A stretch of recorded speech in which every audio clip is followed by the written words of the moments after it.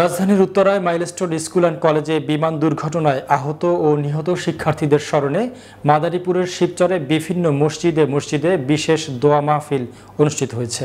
মঙ্গলবার বাদ জোহর মাদারীপুরের শিবচরের কেন্দ্রীয় জামে মসজিদ, চকবাজার জামে মসজিদ, উপজেলা পরিষদ জামে মসজিদ, উপশহর জামে মসজিদ সহ বিভিন্ন মসজিদে বিমান দুর্ঘটনায় আহত ও নিহত শিক্ষার্থীদের স্মরণে বিশেষ দোয়া অনুষ্ঠিত হয়। মোনাজাতে রাজধানীর মাইলস্টোন স্কুল অ্যান্ড কলেজে বিমান দুর্ঘটনায় নিহতদের আত্মার মাগফিরাত কামনা ও আহতদের সুস্থতা কামনা করা হয়।